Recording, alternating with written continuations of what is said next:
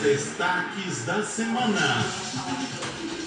É isso aí, pessoal. Agora são exatamente 2 horas e 19 minutos e nós passamos para aquele momento da hora da notícia. E olha só, ontem aconteceu aqui em Uberlândia e em todo o Brasil uma grande paralisação dos servidores da educação, né, contra a reforma da Previdência. Então, profissionais da educação participaram aí do movimento nacional convocado pelas centrais sindicais. Então, ontem, por exemplo, as escolas estaduais, pessoal, elas não funcionaram. E houveram também algumas escolas municipais que aderiram a essa paralisação. Pelo menos 63 escolas informaram até o início da manhã de ontem que estariam com as atividades paradas ou parcialmente paradas para estar levantando aí essa bandeira contra a reforma da Previdência. Entre as bandeiras, né, que o movimento está reivindicando, seria os cortes na educação, que foram anunciados aí, né? E eles estão manifestando também em defesa do Sistema Único de Saúde do SUS, pedindo aí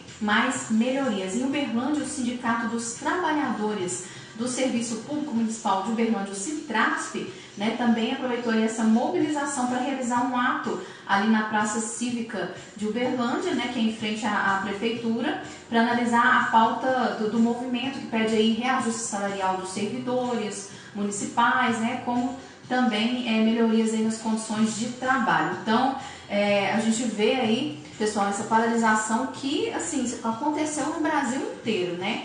Assim, nós sabemos que ali em Brasília já está em andamento aquele projeto da reforma da Previdência, que inclusive é esperado pelo ministro Paulo Guedes, que seja votado em mais ou menos daqui 2 a 3 semanas. E assim, tem pontos que realmente precisam ser melhorados, precisa ser revisto, e até nós chamamos a atenção aí dos deputados, né, sejam eles deputados federais que estão lá em Brasília, como também dos senadores representando ali o Congresso, porque é certo que o país ele realmente precisa de uma reforma no sentido de tentar sanar aí os gastos que estão sendo, na verdade, vamos dizer assim, uma sangria pública, mas da forma como foi ajustado e levado para o Congresso, para a Câmara dos Deputados, também não dá, né? Porque nós já discutimos aqui no programa outras vezes, existem alguns pontos que precisam ser mudados, como por exemplo a questão da aposentadoria rural, né? Aquela questão que envolve também os mais pobres, as pessoas que estão a nível de baixa renda, né? E aí assim, envolve aquele benefício que é divulgado e que é também proporcionado aos deficientes, né? Porque assim, da forma que estava sendo colocado o projeto lá em Brasília, essas pessoas seriam prejudicadas. E olha só, com a aproximação da votação da reforma da Previdência, né, o governo do presidente Jair Bolsonaro sendo representado ali pelo ministro da Economia Paulo Guedes, ele já começou também a se movimentar com relação a essa reforma, e eles estão fazendo o que lá na Câmara, né? Um voto de silêncio. Então, assim, estão procurando falar o menos possível, essa é a estratégia, né, da reforma da Previdência, a fim de não tentar assustar ou, como se diz, perder o apoio daqueles deputados que já se manifestaram que serão favoráveis à reforma. Então, essa reforma está prevista para acontecer daqui a 3 semanas, e o objetivo desse silêncio do governo lá na Câmara é o quê? Tentar, né, evitar marolas, ou seja, né, defecções ali entre os parlamentares, né, discussões, para tentar ali impedir que seja aprovada a reforma. E com a abertura dessa agenda econômica, né, alguns setores, como por exemplo a indústria, o agronegócio, né, já são alvos de algumas frentes parlamentares nas últimas semanas, né, que assim, se manifestaram que são favoráveis. E o ministro Paulo Guedes, ele acredita que essa reforma ela deve ser aprovada pelos deputados por uma margem estreita, vamos dizer assim, um cenário aí de poucos votos para não conseguir aprovar totalmente. E olha só, o Paulo Guedes, ele anunciou também, ele fez um anúncio muito importante, o ministro Paulo Guedes, essa semana, pessoal, falando sobre uma mudança no perfil de economia do país, né? Então, assim, ele afirmou que espera que realmente essa reforma ela seja aprovada, porque sem a reforma da Previdência o governo ele fica com as contas muito apertadas e difícil de cumprir aquilo que foi proposto, né? Mas ele disse o seguinte, que depois que acontecer a votação da reforma, que ele espera que haja aí uma economia de cerca de R$1 trilhão nos próximos 10 anos, né, ele vai também estar trabalhando para tentar que seja aprovada algumas medidas liberais que, no ver dele, vão redesenhar a economia brasileira, né? Então, assim, ele deu alguns detalhes, né? Falou sobre algumas ideias, né? E segundo ele, não é nenhuma grande invenção, mas só a Previdência seria só o começo. Entre essas propostas de estruturação que ele informou que poderia estar levando para frente depois que a reforma da Previdência ela for aprovada, seria um projeto que possa gerar mais emprego e renda. Então, por exemplo, ele deixou bem claro que as mudanças com relação à exclusão do BPC, que é o benefício de prestação continuada, que nós tínhamos falado aqui, que era algo que precisava ser revisto nessa reforma que foi enviada para o Congresso, né? E na aposentadoria rural, né, bem como, por exemplo, no regime de capitalização, vão ser costuradas pelo atual governo, né, e vão ser analisadas separadamente, isoladamente. Nós realmente esperamos que isso aconteça, porque são pontos que precisam ser melhorados, né, gente?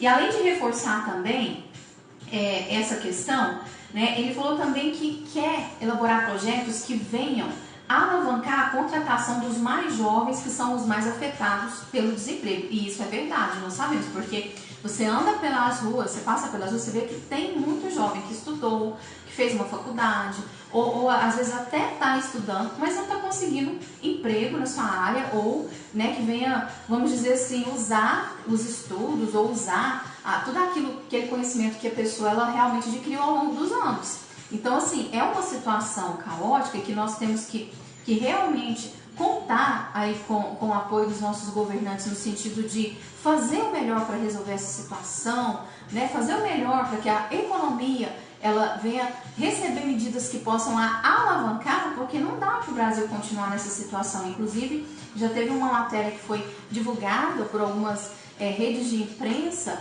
né, falando sobre essa questão, porque o que acontece, o Brasil ao longo dos últimos anos, ele tem perdido grandes cérebros, né, pessoas que são grandes cérebros que poderiam aí estar gerando muito emprego com seu conhecimento, com projetos, e as pessoas estão preferindo ir para fora do Brasil para ver se lá consegue construir uma nova vida, né? Então, assim, é uma situação triste, mas vamos torcer para melhorar, né, gente?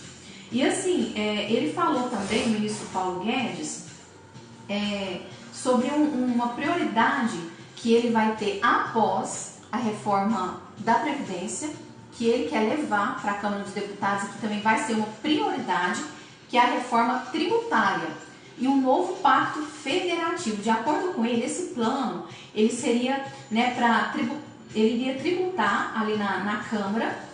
E nesse projeto ele estaria fazendo algumas desonerações, né, e deduções, encaminhando ali em paralelo para o Senado, né, propondo aí um novo pacto federativo, baseado no quê? Numa desvinculação e descentralização dos recursos orçamentários em benefício dos estados e municípios. Ele disse o seguinte, olha só a fala dele: para mim, a recuperação do protagonismo da classe política sobre o orçamento é a coisa mais importante. Né? Segundo ele ainda, essa é uma pauta que ela tem que ser revista com maior prioridade possível. Né? E assim, é realmente uma notícia boa, porque isso também, gente, não é novidade. Né? Nós sabemos que o Brasil brasileiro paga imposto demais. Os empresários, então, nem se fala. Né? É imposto envolvendo Estado, é imposto municipal envolvendo município, é imposto envolvendo o país, que é imposto federal. E assim, uma das propostas que a gente verifica que esse governo já está tomando providência é com relação à desburocratização, né, da política, desburocratização da economia, desburocratização dos impostos, né? A gente já viu assim, esses sinais nas primeiras medidas que, por exemplo, já foram tomadas no sentido de unificar a questão de CPF, de identidade, né, de cartão PIS, né, que vai ser tudo ser recebido, não vai precisar daquele tanto de número para receber, né? O PIS aí vai ser recebido pelo número do CPF, vai tudo se tornar um único documento, né? E assim seguem os benefícios. Então, assim, o Brasil realmente precisa de uma desburocratização tributária, né? Porque a pessoa às vezes vai abrir uma empresa, a hora que a pessoa vai olhar o tanto de imposto que tem que pagar, a burocracia, os meses que se gasta para conseguir colocar tudo em funcionamento, a pessoa desiste para no meio do caminho. Então, esse programa que o ministro Paulo Guedes anunciou, né, da desburocratização da reforma tributária, ele afirmou ainda que ele quer, que é um objetivo dele, está disponibilizando empréstimos no valor de até 10 milhões por ano, né, garantido aí pela União, para estar desafogando os estados do Brasil que estão em crise. Em contrapartida, né, ele pediria que esses estados se comprometessem a equilibrar suas contas com a realização de concessões e privatizações, entre outras medidas de ajuste. Então a gente até falou isso semana passada aqui, gente, porque o governo Zema, né, que é o governador aqui do estado de Minas Gerais, semana passada ele recebeu um relatório, né, da Comissão Federal falando sobre algumas medidas para que o estado de Minas Gerais ele venha se recuperar dessa dívida fiscal, né, dessa grande dívida que o estado está passando. E, inclusive, nessas medidas foram propostas que o governo Zema, o governo do estado, teria que privatizar várias empresas, né, várias estatais, entre elas CEMIG, entre elas Copasa, né, que entre as propostas também estava o congelamento de salários públicos, a redução de cargos comissionados no governo. E assim, novamente, nós vemos aqui o ministro Paulo Guedes, né, que é ministro do governo Bolsonaro, afirmando isso, que ele quer realmente, com a reforma da Previdência, com a reforma tributária, estruturar para conseguir uma geração aí de renda, né, com mais emprego, no sentido de disponibilizar 10 milhões por ano para tentar ajudar esses estados que estão em falência, mas ele vai exigir um comprometimento no sentido de equilibrar as contas e aí de fazer algumas concessões e privatizações. Vamos ver como é que vai ficar essa história, né, gente? Então, assim, nós vemos aí, pessoal, que assim, nós estamos vivendo momentos no país de reajuste. Sabemos que não vai ser fácil, né? Porque a dívida pública, ela está aí no vermelho. E assim, o país ele precisa de recursos para andar, precisa de emprego, precisa de renda. E assim, tem essas reformas para aprovar lá na Câmara, que eu acredito que não vai ser fácil de aprovar, porque entre, por exemplo, a reforma da Previdência, a gente sabe que os grandes parlamentares, eles têm um certo receio também pela popularidade, né? E assim, nós já estamos vendo, acompanhando aí no país, várias manifestações. Então, com algumas ressalvas, nós vamos precisar de reformas, mas tem que ser tudo muito bem analisado para o povo não ser prejudicado, né, gente? Porque, afinal de contas, também, trabalhar anos e anos, pagando aposentadoria, para você chegar lá, você tá velhinho, e não conseguir receber o benefício, aí não adianta, né, receber quando tá morrendo. Então, são muitas reformas que têm que ser feitas, mas também a gente não pode deixar de falar que as autoridades têm que fazer a parte delas, né? Porque é só que no Brasil essa história de auxílio terno, auxílio viagem, né? Tem muita coisa aí que ainda dá para cortar, que vai ajudar a impulsionar a economia, que vai economizar muito dinheiro. E é isso aí, gente. E nós vamos falar agora também sobre a visita do embaixador de Israel. O embaixador de Israel esteve quinta-feira aqui em Uberlândia, ele esteve lá na Sul e ele foi homenageado pela Câmara Municipal, né, em comemoração aí ao aniversário de Israel. E assim, ele veio para anunciar alguns investimentos, algumas parcerias que estão sendo feitas entre o governo de Israel, né, e o Brasil, incluindo aí Uberlândia também. Então ele se reuniu ali com empresários da cidade para trocar essas informações. O embaixador de Israel, Yossi, né, que ele é chamado, ele recebeu ali uma homenagem pelos 71 anos da criação do Estado de Israel. E nesse domingo agora, amanhã, ele ainda está em Uberlândia, ele vai visitar também a empresa Suporte Logística, com o objetivo de estar ali oferecendo algumas parcerias de investimento, além de trocas também tecnológicas, comerciais, né? Então ele veio para fazer essas negociações aqui no Brasil, né? E está cooperando aí nas áreas de defesa, na área de serviços aéreos, prevenção, combate ao crime organizado, ciência e tecnologia, além de fazer também um memorando de segurança cibernética. Então, gente, em termos de tecnologia, nós sabemos que Israel é um dos países mais avançados do mundo. Apesar de ser um país que ele não é grande territorialmente, mas assim, só pela essa questão de tecnologia de defesa, nós já vemos o poder do Estado de Israel, né? Porque vale citar que é um país que é cercado ali por países que vivem em guerra, que muitas vezes lançam mísseis sobre o país. Gente, tem vezes que é mais de 50 mísseis de uma vez. E Israel Israel tem um sistema tecnológico tão, vamos dizer assim, ágil, que os mísseis não conseguem atingir o país, né? O sistema de defesa deles, como se diz, estoura os mísseis lá no ar e não permite que o país ele venha a ser atingido. E, inclusive, gente, olha, algo muito interessante que foi anunciado, inclusive, uma parceria entre o governo de Israel para estar resolvendo essa questão da seca no Nordeste. Né? Foi anunciada essa parceria aí do governo Bolsonaro com o Estado de Israel, porque Israel, não sei se você sabe, mas o país lá, o clima dele, ele não é propício a ter, vamos dizer assim, uma boa vegetação, plantações, é muito seco, é clima de deserto. E lá, apesar dessas dificuldades com tecnologia, eles conseguiram adaptar e Israel se produz muitas frutas, verduras, né? Eles conseguiram ultrapassar a seca e, como se diz, se tornou um país muito avançado. Então são muito bem-vindas essas parcerias, né, tecnológicas em torno de melhorar o Brasil, de melhorar o estado de Minas Gerais, e vamos ver o que vai vir aí para Uberlândia também.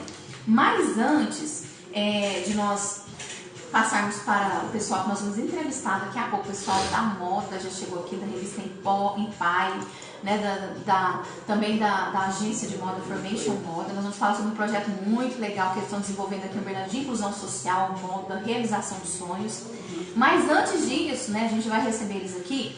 Eu vou falar sobre uma notícia que interessa a todo o meio cristão, gente. Teve alguns programas atrás que nós falamos sobre a perseguição aos cristãos, né, que acontece no mundo todo, que acontece em alguns países, apesar disso não ser muito divulgado, mas tem muita gente que não tem a liberdade de exercer a sua fé, né?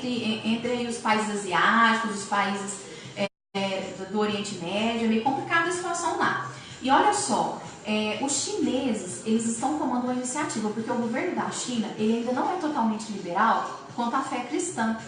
Então os chineses, né, que eles professam a fé em Jesus, eles estão decorando a Bíblia. Eles estão decorando capítulos da Bíblia. Porque, segundo eles, ao decorar esses capítulos, esses versículos, se por acaso eles tiverem as suas Bíblias roubadas ou tomadas à força pelo governo, aquilo que está no coração, na mente deles, ninguém pode roubar. Que iniciativa legal, né, gente? Então, olha só, cristãos chineses presos por sua fé estão memorizando passagens bíblicas contrabandeadas para eles em pequenos pedaços de papel, olha só, porque os guardas prisionais não podem pegar o que está escondido no seu coração, revelou um ex-prisioneiro chinês. Em um sermão recente, Vai Cordeiro, pastor da New Hope Christian Fellowship em Honolulu, Havaí, compartilhou uma experiência que teve uma viagem à China, onde a igreja foi formar líderes. O pastor contou como 22 cristãos da província de Yunnan fizeram uma viagem de trem de 13 horas para participar do treinamento de liderança realizado em um quarto de hotel de 700 pés quadrados. Dos 22 cristãos presentes, 18 haviam sido presos por sua fé, revelou o pastor. E eles disseram o seguinte: se formos pegos, o que vai acontecer comigo, né? Bem, você será deportado em 24 horas e nós vamos para a prisão por 3 anos, foi o que afirmaram os cristãos chineses. A pena é de 3 anos, se alguém for pego lendo a Bíblia na China. Depois de começar a lição, o pastor percebeu que ele só tinha 15 Bíblias para passar. Então 7 pessoas ficaram sem Bíblia. E ele disse: vá para 2 Pedro, capítulo 1, vamos ler. Só então uma senhora entregou a dela para a pessoa ao lado dela, né? E ele ficou ali prestando atenção naquilo. E quando esses cristãos chineses começaram a ler, ele logo percebeu, porque eles haviam dado a Bíblia, né? Aqueles cristãos que se dispuseram a dar a Bíblia, ceder aos que tinham ficado sem, né? Ele percebeu que eles já haviam memorizado todo o livro. Por isso eles doaram a Bíblia para aquele que não tinha. Então, olha só, gente, fica aí um exemplo de fé, né? Aqui no Brasil a gente tem a liberdade para exercer a nossa fé, liberdade de opinião, liberdade de crença, de religião. E a gente vê aí pessoas que estão países afora do mundo sofrendo porque eles não têm essa liberdade, né? E fica o exemplo dos cristãos chineses, um exemplo de perseverança, de fé, né? E assim, de amor à palavra de Deus. É isso aí, eu vou deixar você com um louvor e daqui a pouco a gente já volta. Vou voltar com o pessoal da moda para falar sobre um projeto muito legal de inclusão social, moda, né? A gente vai estar entrevistando aqui o pessoal que são diretores desse projeto, que são, né, que tomaram a iniciativa. Nós vamos falar também com algumas modelos, né, que estão aí participando desse projeto, que estão realizando o seu sonho e que são talentos de Uberlândia. Nós temos que destacar os talentos de Uberlândia, ok? Então deixa você com daqui a pouco a gente volta. Gente, esse é o programa Jornada Feliz e a gente está aqui até às 5 da tarde. Daqui a pouco tem hora do bate-papo. É isso aí, gente. Eu vou receber o pessoal da moda. Vocês ficam ligados, nós vamos falar sobre esse projeto muito legal, o pessoal da internet. Jornada Feliz.